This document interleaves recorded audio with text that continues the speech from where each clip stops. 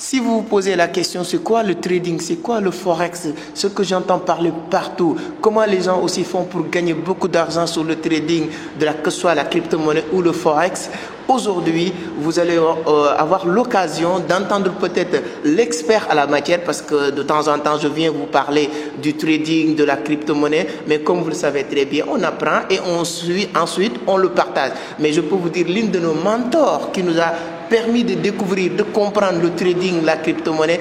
Aujourd'hui, il est avec nous. Donc, il était en visite au niveau de Vision d'Afrique, peut-être pour voir ce qu'on est en train de faire, parce que, comme je l'ai dit, c'est l'une de nos mentors.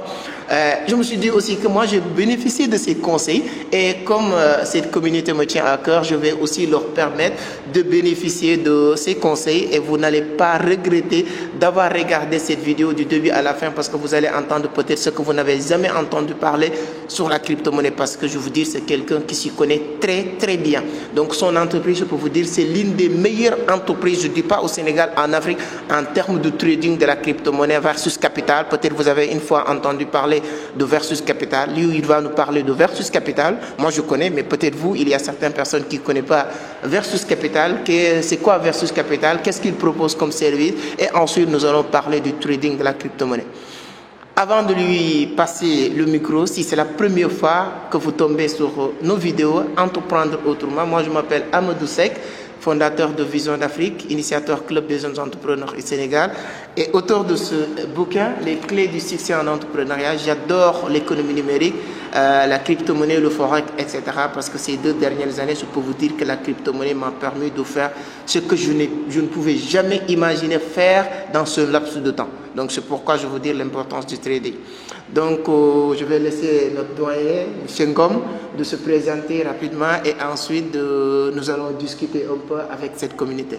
Donc M. Ngom, je suis très content et je vous laisse vous présenter avec notre communauté. Merci beaucoup Amadou.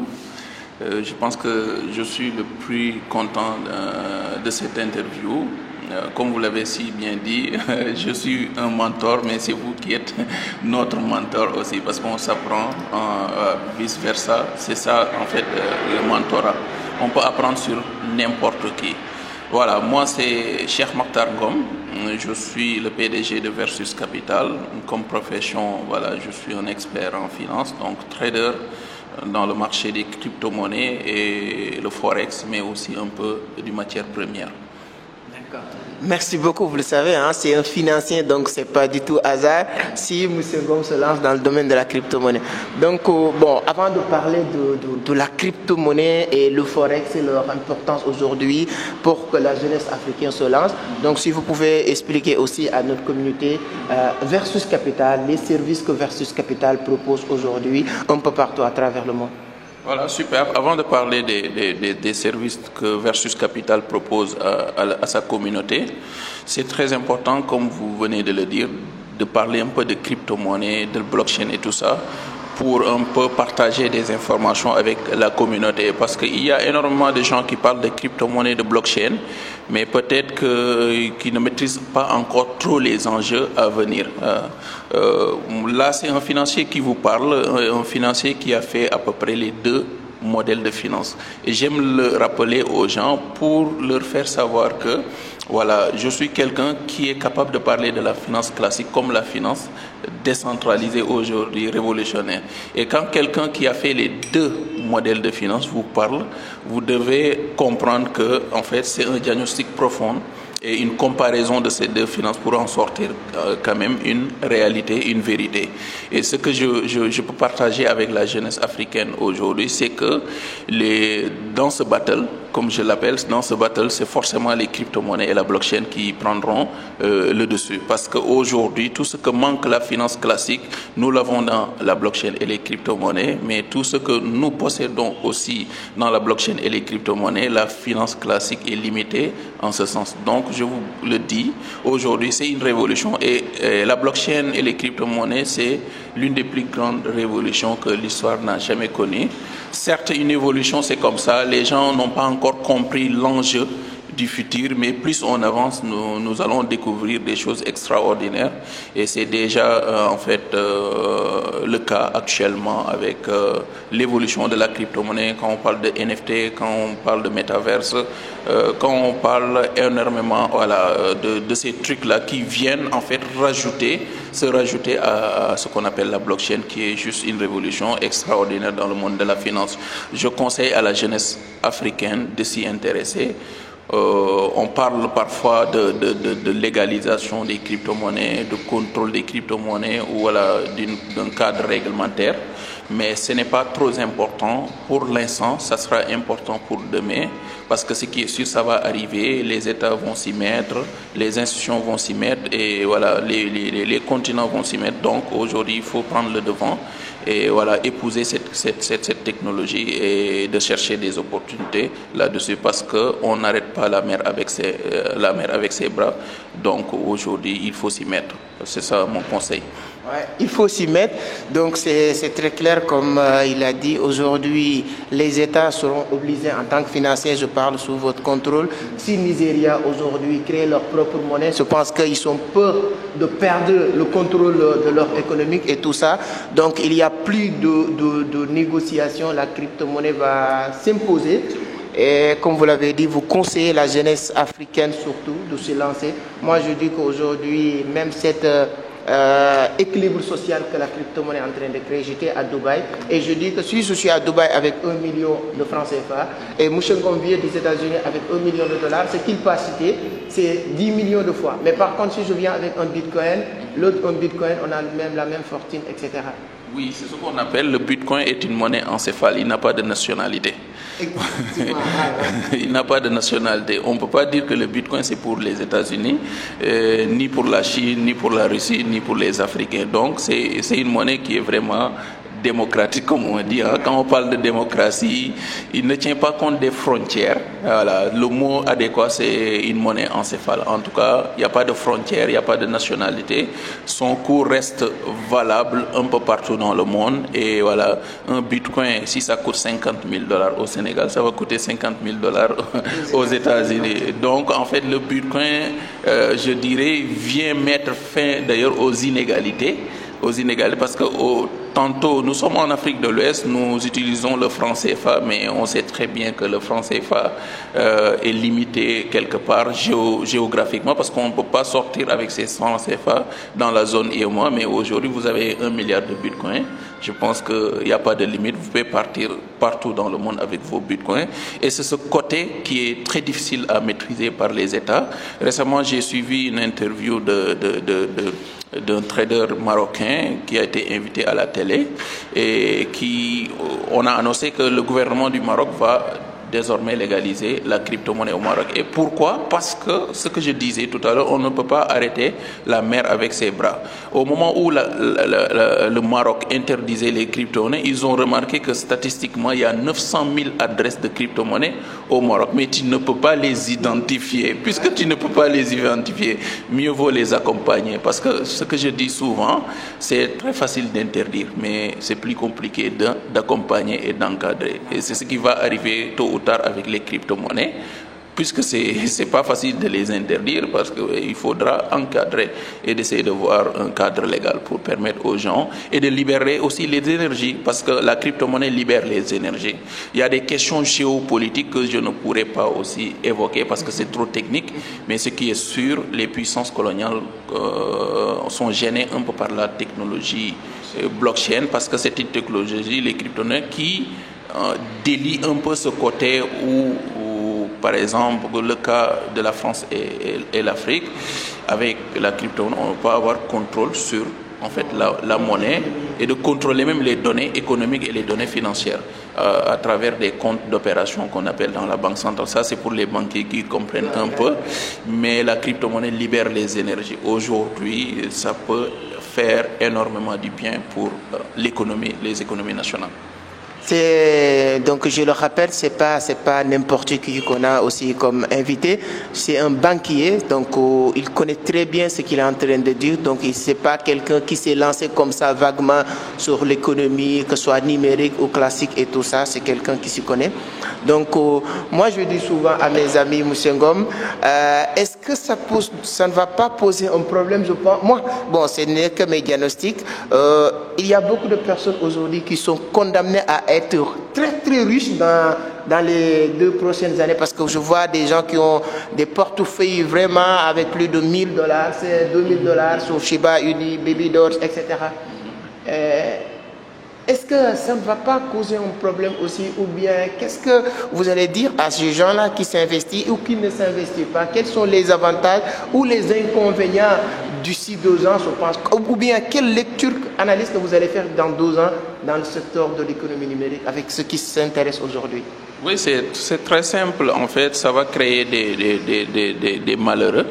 Et voilà, et des gens heureux. C'est très simple l'analyse que je fais. Pourquoi je le dis? Parce que d'ici 10 ans, d'ici 5 ans, en fait, on ne peut pas considérer quelqu'un qui a, par exemple, 100 millions dans son compte d'un riche. Vous allez voir, d'ici 10 ans, d'ici 5 ans, des jeunes millionnaires. Quand on dit millionnaire, c'est généralement millionnaire en dollars. Et c'est ça, c'est ça qu'on va appeler vraiment millionnaire. Ici, on a un côté un peu relatif et limité par rapport. Nous avons un rapport un peu limité avec l'argent. En Afrique, disons par exemple, prenons le cas du Sénégal, si vous avez 10 millions dans votre compte bancaire, les gens en fait s'autoproclament rapidement millionnaires. Mais demain, d'ici 5 ans, vous allez voir des jeunes de 17 ans, 18 ans, 20 ans qui auront dans leur wallet des millions de dollars. Et pour eux, ils ne sont pas encore riches parce qu'ils doivent aller chercher les milliards de dollars. Donc, du coup, ça va créer en fait 2 mondes, de très riches et de très pauvres. Pourquoi? Parce que le niveau déjà de l'inflation qui va augmenter, en fait, ce que tu peux payer aujourd'hui à hauteur de 10 000 francs, demain, ça va coûter 30 000 francs. Donc, tu es condamné à chercher de l'argent, tu es condamné à fructifier ton argent parce que sinon tu vas vivre dans une situation où vous allez avoir énormément d'argent avec vous mais ça ne peut rien du tout payer. En tout cas, je vais reprendre encore la phrase de notre ami coach Simo Oudrago que j'ai interviewé ici récemment. Quand je lui ai parlé de la crypto-monnaie et de l'entrepreneuriat, il me dit que c'est que dans 5 ans, je n'aurai plus le temps de former les gens. Les gens qui ne vont pas se mettre aujourd'hui sur la crypto-monnaie ou l'entrepreneuriat, c'est la pauvreté en ce moment-là qui veut leur éduquer et de leur dire d'aller faire. Ça prouve exactement ce que vous venez de dire. Donc, je sais que votre temps est très précis. Vous avez énormément de choses à faire. On va aller vite, mais on ne peut pas avoir M. Ngom sans parler du Forex. Donc, le trading dit... hier, j'ai regardé sur CoinMarketCap, la capitalisation boursière en 24 heures sur les crypto-monnaies tournait autour de 108 ou 114 milliards de dollars en 24 heures. Actuellement, quand on parle de le marché le plus florissant, on sait que ce n'est pas la crypto-monnaie, c'est la bourse et tout ça. Donc, pour quelqu'un qui entend pour la première fois le Forex, le trading, ça pose combien de milliards de dollars et comment ça se passe le Forex? Okay. Bon, le Forex, c'est un marché que tout le monde connaît. Hein. Je dis souvent que le Forex, nous vivons avec. J'ai l'habitude de donner des exemples très simples. Dès que tu sors ici, tu pourras regarder des enseignes. Vous allez voir forcément des bureaux de change. Ou bien vous voulez voyager aux États-Unis aujourd'hui ou bien en Occident, en France, vous allez voir à l'aéroport des gens qui font du Forex de manière informelle. La banque aussi fait du Forex parce qu'aujourd'hui, je peux prendre 1 million de francs CFA, aller à la banque et faire une opération de change. Je pense que nous avons un problème de langage avec notre communauté, souvent en Afrique, parce qu'on nous enseigne avec d'autres langues. Par exemple, le Forex, c'est très simple, c'est une opération de change. Parce qu'en anglais, c'est un diminutif de Foreign Exchange. Donc, en français, on va juste traduire marché de change. Et marché de change, nous connaissons le marché des changes. Mais je sais que si vous avez 1 million de francs CFA, vous pouvez aller dans un bureau de change et faire une opération de change. Et ce marché est directement lié à l'économie. Aujourd'hui, l'État du Sénégal fait du Forex, les banques, le Trésor public fait du Forex, etc. Parce que nos économies ont tendance à faire de l'importation. Si aujourd'hui l'État du Sénégal veut acheter des véhicules pour l'administration publique et que le fournisseur est en Chine, qu'est-ce qu'on fait? On prend nos CFA et on convertit en dollars. En dollars. Et ben, en tout cas, si le fournisseur demande à être payé en dollars. J'ai cité le dollar parce que le dollar, voilà, c'est la devise en fait dans le commerce international. On utilise plus le dollar. Donc, l'État du Sénégal va prendre des milliards, convertir en dollars. En plus, ce qui est plus en fait étonnant, c'est que nous, ici, nos économies ne peuvent pas convertir directement en dollars. On convertit d'abord en euros pour convertir en dollars. Ça, c'est géopolitique, des questions que je ne peux pas entrer. Donc, vous voyez, on fait du forex et on fait vraiment gagner le dollar. Parce que c'est quoi? C'est comme si on vendait nos CFA et on achète des dollars. Et le fait de vendre et acheter, ça crée un marché d'offres et de demandes. Et c'est ce qu'on appelle le forex. Aujourd'hui, c'est accessible. Ça a été créé en 1971 avec le régime flottant des devises. Et du coup, maintenant, c'est accessible à tout le monde grâce au développement de la technologie. Mais je dis souvent grâce aux crypto-monnaies. C'est grâce aux crypto-monnaies aujourd'hui que les gens ont la possibilité de trader le forex. Parce que autant je connaissais le forex, mais je n'avais pas la capacité, je n'avais pas les possibilités. Pourquoi? Parce que les moyens de paiement étaient limités. Je devais passer par la banque pour faire du forex, mais la banque limite nos opérations. Du coup, la crypto-monnaie est venue donner un effet de levier pour permettre aux gens d'avoir accès au forex. Parce que les brokers peuvent vous demander, vous pouvez payer, même si c'est $1 milliard, vous pouvez payer en bitcoin et vous avez accès au forex. Donc le forex, c'est le plus gros marché au monde, à part le marché de ce qu'on appelle des taux bancaires. Les banques, entre eux, s'entreprenent de l'argent et il y a des taux d'intérêt là-dessus. Donc c'est le deuxième plus gros marché mondial. Après maintenant, la crypto-monnaie, c'est un nouveau marché qui évolue très rapidement et d'ailleurs, il faut le préciser, l'innovation avec la crypto-monnaie évolue beaucoup plus que les autres en fait, révolutions qui ont eu dans le passé. Par exemple, prenons l'exemple des téléphones mobiles. On a remarqué que les cryptos évoluent beaucoup plus rapidement que l'utilisation des téléphones mobiles au temps.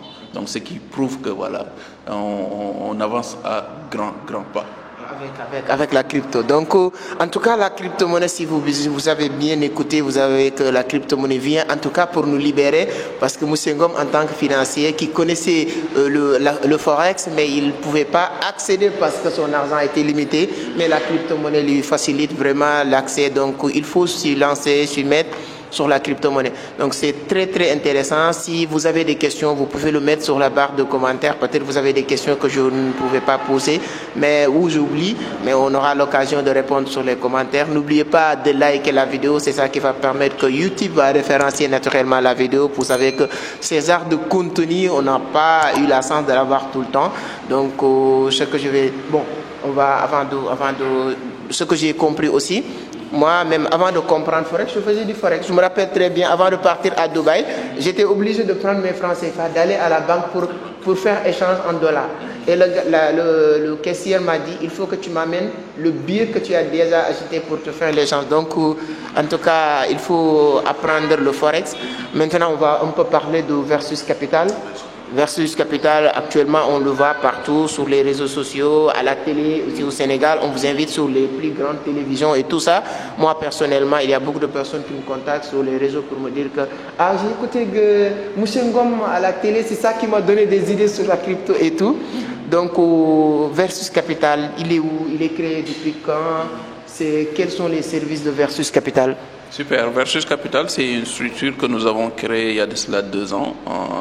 Je pense que c'est en avril 2020. Et c'est des actionnaires qui se sont vus et vu le contexte de l'évolution un peu de toute cette révolution, voilà, on a créé Versus Capital pour aider un peu les Sénégalais, mais aussi d'avoir des alternatives d'investissement. Quand je parle d'alternatives d'investissement, parce que nous avons un modèle de finance et d'investissement qui a domestiqué la population, vraiment, excusez-moi du terme, à des taux très médiocres de rémunération. Je ne suis pas là pour critiquer, mais c'est un modèle classique qui a été là. Par exemple, moi j'ai fait la banque, mais je sais que la banque ne peut pas octroyer plus de 3,5% l'année en termes de DAT. Et nous avons vu que nous pouvons saisir l'opportunité avec nos experts de pouvoir offrir à des gens la possibilité d'avoir en fait des investissements alternatifs. C'est comme ça que nous avons démarré avec nos propres fonds de la société et à un moment donné nous avons ouvert la possibilité aux gens de venir investir avec nous et de mettre en place un modèle de business qui leur permet de gagner soit par un premier modèle qui s'appelle la gestion de portefeuille qui est limité, qu'on limite à nos clients, et un deuxième modèle qu'on appelle la gestion de compte. La gestion de compte, c'est quoi? C'est que vous avez un compte de trading, vous avez du mal à rentabiliser, confiez votre compte aux experts de Versus Capital qui sont très futés au niveau des marchés financiers et voilà, très expérimentés. Nous allons rentabiliser pour vous et nous allons mettre en place un modèle de partage des gains. Le premier modèle, c'est plus sécurisant pour le client. C'est que voilà, nous offrons des taux quand même qui sont vraiment voilà, raisonnables déjà et qui permettent aux gens d'avoir accès voilà, à des modèles d'investissement qui peuvent changer quelque chose au niveau, voilà, dans leur portefeuille, en tout cas financier. D'accord. En tout cas, c'est très intéressant, si j'ai bien compris. Il y a un système d'investissement au niveau de Versus Capital. Donc, on investit pas mal sur Versus Capital et je peux vous dire que c'est une entreprise très, très, très sérieuse et que vous pouvez aussi, je vais mettre les liens par Facebook et tout, ou bien numéro de téléphone de Moussa Ngom ou le service commercial. Vous pouvez contacter pour avoir plus d'informations sur Versus Capital. Mais en même temps, vous évoluez dans le domaine de la formation aussi? Oui, on évolue dans le domaine de la formation. On forme des traders sur 3 niveaux, c'est-à-dire le niveau junior, le niveau senior et le niveau master. Jusque-là, on n'a pas encore ouvert le niveau master au niveau de la société. On ne forme que des juniors et des seniors. Mais les masters, il n'y a que quelques master traders, mais ils sont des traders de Versus Capital. Et la formation, elle est très simple. Lorsque vous faites une formation à Versus Capital, voilà, vous avez un minimum de formation de 6 semaines déjà, et avec un contenu très très riche. Au-delà du trading, mais nous jouons trop sur le coaching de la personne parce qu'au-delà d'aller ramasser énormément d'informations, mais il te faut quelqu'un qui vous coach. Après chaque formation, on a un modèle de suivi de 6 mois aussi de nos traders. On les suit en ligne comme présentiel et ils sont affectés directement à un trader de la boîte pour les suivre et les coacher, pour les pousser à être rentables au niveau des marchés financiers. Je pense que c'est ce qui a fait un peu quand même le succès de Versus Capital, parce qu'autant c'était pas évident qu'une société arrive et vous dise que vous avez la possibilité, par exemple, d'aller chercher entre 10 à 20% de gains dans les marchés financiers. C'était pas évident, mais plus qu'on forme des gens, plus qu'on voit que c'est très possible. Et voilà, c'est ce qui a fait un peu le succès d'ailleurs même de nos produits financiers. Voilà, il s'agit de la gestion de profit et la gestion de compte. En tout cas, c'est très intéressant. Tout à l'heure, j'avais même oublié, Versus Capital a été créé en 2020. Hein, donc, 2 ans actuellement. Ce qui est plus intéressant sur la création de la société, le moment où 90% de la jeunesse se plaindre pour dire qu'il y a le Covid, on ne sait pas quoi faire. Toi, sur ces moments difficiles-là que le monde entier est en train de subir en ce moment, que vous avez cette... Oui, je me rappelle très bien parce que je faisais du trading particulier déjà. Et ce qui m'a le plus marqué, lorsque certains de mes collaborateurs m'envoyaient des audios WhatsApp pour me remercier. Et ça m'a vraiment touché, des pères de famille. Voilà, des amis que j'ai connus, peut-être que le Covid a impacté leur société et qu'ils étaient au chômage à un moment donné. Ils m'envoyaient des audios pour me remercier pour 2 choses, parce que je faisais du trading pour eux, mais aussi je les conseillais d'investir sur des crypto-monnaies qui ont pris de la valeur et automatiquement ils sont revenus me remercier, genre je vous remercie parce que si c'était pas vous, ça allait être très très très chaud. Et c'est de là-bas qu'ils m'ont dit mais attends, toi là il faut que tu crées la société. Et d'ailleurs on ne te permet pas de créer cette société sans être actionnaire. J'ai des actionnaires comme ça qui étaient mes clients avant que nous créions la société. Et aujourd'hui ils m'ont imposé, nous ne sommes pas tes clients, nous sommes tes actionnaires parce que tu as eu à changer quelque chose dans notre... voilà, c'est ça. C'est comme ça qu'est parti Versus Capital. Après on s'est lancé, on a eu un peu des actionnaires un peu partout dans le monde. Il y a des actionnaires en France, il y a des actionnaires dans certains pays, en fait en Afrique comme le Burkina, il y a des actionnaires voilà, aux États-Unis et tout ça. Donc on a lancé la société pour aider en fait les Africains, pour aider tout le monde. Donc, en tout cas, vraiment, moi, je pense, je ne sais pas, vous, on a appris beaucoup de choses. Hein. On pouvait rester toute la journée à discuter, mais vous savez, chaque chose a son temps. Hein. Donc, je ne sais pas vous, si vous avez toujours des questions, vous pouvez le mettre sur les commentaires. On est très content, vraiment, M. Ngom. sur cette interview que vous nous avez accordée, que vous avez accordée à cette communauté qui ne cesse que de grandir. Aujourd'hui, on a plus de 10 000 personnes qui nous suivent sur YouTube et ils sont plus de 100 000 sur Facebook. Et je dis souvent, les 100 000 sur Facebook, je ne sais pas sur quelle plateforme que vous regardez. Si c'est sur Facebook, vous pouvez nous liker sur YouTube. Aujourd'hui, on est un peu partout, même sur TikTok, on partage des petits conseils tous les jours sur TikTok avec Entreprendre Autrement, partout avec Entreprendre Autrement, sur Insta aussi, Entreprendre Autrement. Voici, en tout cas, aujourd'hui, je vais mettre en bas de cette vidéo les liens de tous nos réseaux, TikTok, Insta et tout, parce que je suis sûr qu'ils vont partager le maximum parce qu'on a appris beaucoup de choses. Moi aussi, j'ai appris beaucoup de choses avec M. Ngom, avec Versus Capital. Je peux vous dire que ce n'est pas uniquement un trader, mais je peux être aussi votre conseiller financier. Donc, ça m'est arrivé plusieurs fois de tomber sur certains problèmes difficiles et je l'appelle, je lui dire que grand, telle chose, comment je dois gérer telle situation. Donc, il me donne des conseils qui me permettent de s'en sortir rapidement. Donc, ça, je tiens vraiment à le préciser. Donc, merci beaucoup. Et si vous avez quelque chose à rajouter, donc voilà, votre mot de la fin et votre conseil pour la jeunesse qui vous suit un peu partout. Voilà, en fait, le mot de la fin, c'est juste peut-être en fait d'inciter les gens et de leur faire comprendre que toute révolution, c'est comme ça, a un processus. Aujourd'hui, la blockchain, les crypto-monnaies et tout ce qui est métier de trading, c'est une révolution.